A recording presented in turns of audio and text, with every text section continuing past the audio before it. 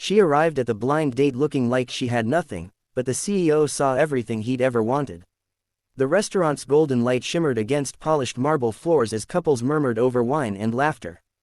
But at table 12, Ethan Cole, 36, a polished CEO known for his sharp suits and colder eyes, sat alone, checking his watch again. He wasn't the kind of man who went on blind dates. Not since his ex-fiancée had left him 3 years ago, the night before their wedding. But his sister had insisted. Just one dinner, she'd said. You've built empires, Ethan. Try building a life. He sighed and glanced at his phone. 8:10 p.m. She was late. Then the door opened, and his world paused. A woman in a faded gray cardigan, hair tied loosely, walked in, clutching a small purse that looked older than her. Her shoes were worn, her dress plain. The hostess hesitated before leading her to his table. Ethan's brow furrowed. This was the woman his sister had set him up with. But when she smiled, nervously, genuinely, something shifted in him. Her eyes weren't dull, they held light. Pain, maybe, but also quiet strength. Hi, she said softly. I'm Lena. Sorry I'm late. The bus broke down, and I had to walk the last few blocks. He gestured for her to sit. It's fine. His tone was clipped, but his eyes lingered. There was something about her voice. It wasn't polished, yet every word carried sincerity. As they talked, Ethan noticed her hands trembled slightly when she picked up the menu. She ordered only water and smiled apologetically. I'm not really hungry, she said, though her stomach growled audibly. He gently closed his own menu. Order what you like, please. After a long pause, she whispered, maybe, the soup. It wasn't pity that struck him, it was respect.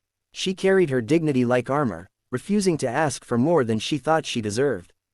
As the night unfolded, she spoke about simple things, her volunteer work at a shelter, her love for painting sunsets even though she couldn't afford canvas, how she believed life always left you something beautiful, even in broken places.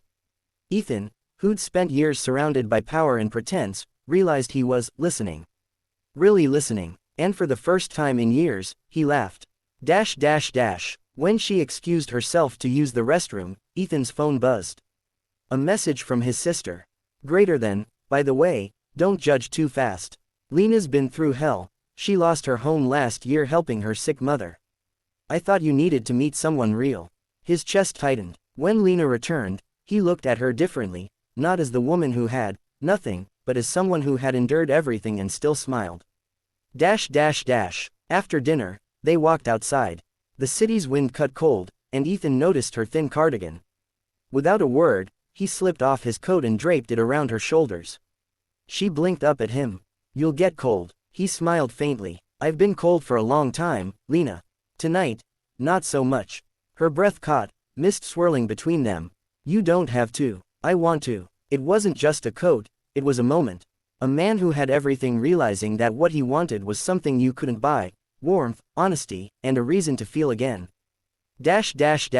Weeks passed. Their dinners turned into walks, their walks into laughter, and laughter into healing. One rainy night, Ethan drove Lena home, to the small shelter where she worked. He watched her help an elderly man inside, cover him with a blanket, and smile as if she'd just been handed the world. That was the night Ethan finally understood. She hadn't come to that blind date with nothing. She'd come with kindness, courage, and light, everything he'd ever wanted, but never known how to find. Months later, at a small art exhibit sponsored by the Cole Foundation, Ethan stood proudly beside Lena. She wore a simple blue dress, nothing fancy, but it radiated peace. One of the paintings caught his eye, a quiet sunrise over a city skyline. Below it read, "Greater than, to those who see beyond the surface." He turned to her, eyes soft. "You painted this?" She nodded. "You inspired it." Ethan reached for her hand. "No," he said, "you changed me." And in that moment, surrounded by color and light, the CEO who had once thought he had everything realized that only now, with her, he finally did. Dizzy moral. Sometimes, the people who seem to have the least carry the most beautiful kind of wealth, the kind that can heal even the richest, loneliest hearts. Would you like me to create 10 hyper-realistic image prompts for story thumbnails and key moments including age, appearance, and lighting details for Lena and Ethan, to match this story's scenes?